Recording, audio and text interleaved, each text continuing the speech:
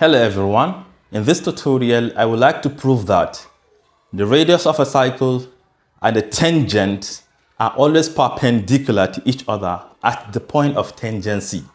This is what I mean. If you have a cycle, assuming this is a cycle, a tangent is a line that touches the cycle at exactly one point. That point exactly where it touches the cycle is what we call the point of tangency. The radius is any line from the center to the part of the circumference, but we would like to connect it with the point of tangency. So when this happens, we say that this angle formed by the radius of the tangent is always 90 degrees. So that's exactly what we would like to prove in this tutorial. First of all, I would like to name this point as A, B. A is a value of x, B is a value of y. And the point of tangency, I would like to call them C, D. C is a value of x at that point, and D is a value of y at that point. One thing you should know is that when two lines are perpendicular to each other, the product of their respective slopes is always equal to -1. So let's assume that the slope of this line from the center to the point of tangency is m1. Then this tangent line has a slope of m2, for instance. Therefore, m1 multiplied by m2 will always be -1.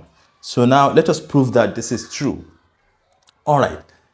This is a tangent, which is a straight line. You know, equation of a straight line can be y equal to mx plus b, right? But in this case, m will be m2. So let me write it as m2. So how can we find this m2, which is the slope of this straight line?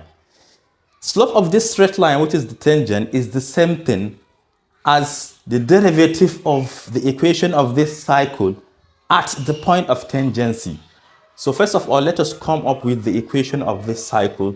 It is going to be x minus a squared plus y minus b also squared equal to the radius of that cycle squared.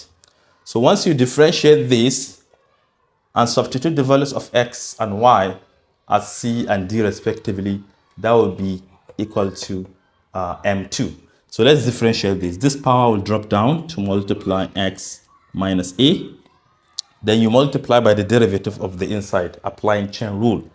Derivative of x is 1. Derivative of negative a, which is a constant, is 0.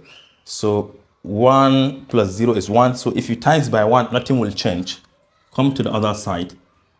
The derivative of this will be 2 y minus b.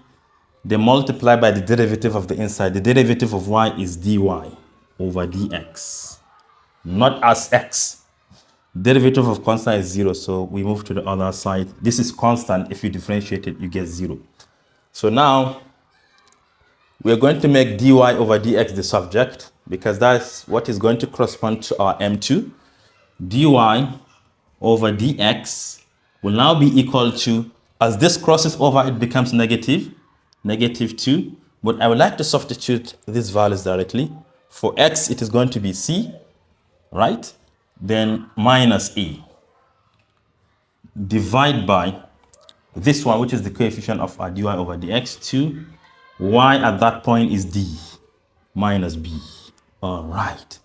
So you should know that this is m2. How can we find m1? We can use these 2 points. y2 minus y1 divided by x2 minus x1 will give us the slope, right? So you can start from anywhere. Let me start from here. For y, d minus b, right? d minus b, that is m1, our slope. d minus b, minus b, divide by c minus a, c minus a. This is that.